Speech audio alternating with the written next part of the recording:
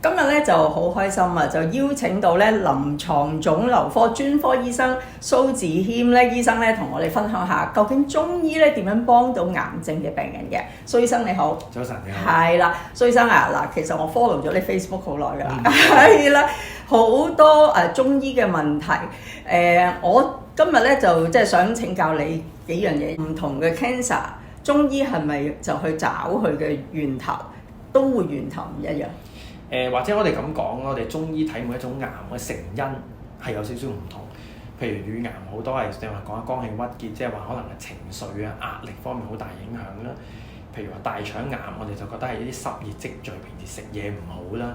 譬如頭頸癌或者鼻咽癌咧，就可能啲人咧就我哋叫火，啲火毒好重啊，所以叫火咧就影響咗頭面嘅地方。咁呢即係所以你見每一種癌咧，中醫其實做咗國內做好多研究，其實每一種嘅癌症嘅中醫嚟講咧，個成因都係有唔同。咁當然每一個病人都可能唔同，因為體質唔同嘛，體質唔同都唔可以話一竹篙打一船人。但係大體方面咧，其實每一種病咧，其實中醫都有啲唔同嘅認識。有冇我喺你 Facebook 都睇到咧？有陣時你都會教啲朋友，即係喺屋企自己點樣即係煮一啲食療啦。有一個 topic 我都覺得幾 hit 嘅，其實咧喺新冠肺炎之後咧，事實上有好多客人咧都覺得自己有長新冠，就覺得自己成日長期咳。我睇到你 Facebook 嗰度教點樣雪梨啊，呢個不如都送俾大家好嘛？嗱，雪梨咧，我想問呢個問題嘅，因為曾經咧有啲朋友同我講就話一定要用共理嘅，有啲又話一定要用咩理，有冇咩特別？其實咧我之前喺 Facebook 講嘅就係有啲人乾咳啦，病之後咳極都咳唔好。其實我教大家用呢個雪梨去燉呢個川貝啦，咁係一個其實好簡單嘅食療方法，即係有長已久嘅歷史。其實係好有效幫到一啲乾咳，但係主要係一啲熱性嘅乾咳，即係話咳或者喉嚨有乾啊咁樣。如果有時有啲個寒性嘅咳就好特別，即係譬如話飲咗凍嘢，即係喉嚨痕好多。或者吹咗凍痕好多，呢部分病係唔適合嘅，可能用咗之後會更加衰添嘅。所以有時都真係要睇睇個啱唔啱咯。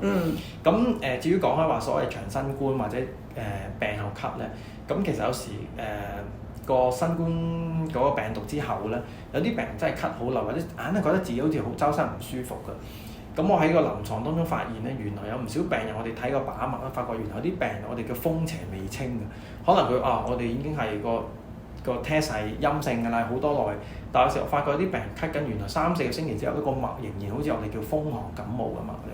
咁嗰啲情況咧，你就未必係食療幫得到，可能加啲中藥咧，將啲我哋叫啲風邪驅走，即係好似當係一個感冒未清嘅方法。所以有啲病人攰咧，有啲人話我可唔可以食啲人參啊補氣？我話其實你唔係。你嘅攰咧係你個病其實未完全好翻嘅攰，即係好似等於大家有感冒之後會覺得攰，咁呢個時候應該係治療去醫咗個外感，就唔係或者未攞補品，就唔係話你一定你食冬蟲夏草就一定得，咁所以都要睇翻個原因係乜嘢。講開你話冬蟲夏草，嗱而家市面上真係好多即係唔同類嘅靈芝或者冬蟲草嘅 supplement 啊，係嘛？其實係咪唔係人都食，即係適合食㗎？冇錯。嗱，譬如話靈芝都有好多種啦。咁我哋通常用一啲叫補品或者一啲中藥嘅補充劑，都要明白我哋食係為咩而食先。嗱，譬如話講緊冬蟲夏草咁樣，冬蟲夏草佢大部分人都適合，因為佢比較補而不燥。但係佢最幫到係咩咧？最幫到就係啲久病或者係真係久咳咧，條氣好喘嘅人。又或者係因為佢補肺補腎，譬如話夜尿多、腎氣唔好啲老人家，亦都係冬蟲夏草去幫得到。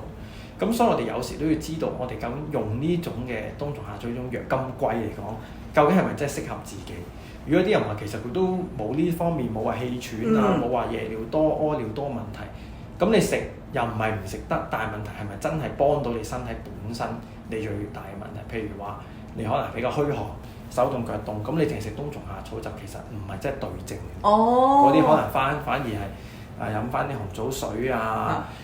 可能有時久唔久煲下啲北芪啊，咁平好多。即係所以有時唔係話貴嗰樣嘢最啱嘅，係真係有時簡單。譬如話你正話我講我話咳得好犀利，煲下雪梨燉川貝都唔平㗎啲川貝，即係咁講就幫得到。咁回應翻你就講啦，係咪公理？係啊。其實我覺得咧係咩梨都得，因為點解咧？最簡單一句就係梨係唔容易買嘅香港。係。新鮮梨咧唔係成日有，唔容易買得到，咩梨都得㗎啦，其實。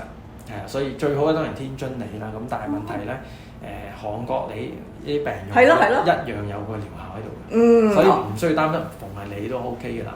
OK 好，咁咧就今日咧多謝晒蘇醫生啦。咁如果大家咧對於中醫或者一啲關於 cancer 有問題咧，可以喺留言俾我哋啦。咁我哋之後又會再請教蘇醫生，再拍多啲短片俾大家嘅。唔該晒蘇醫生，唔該晒， Thank you。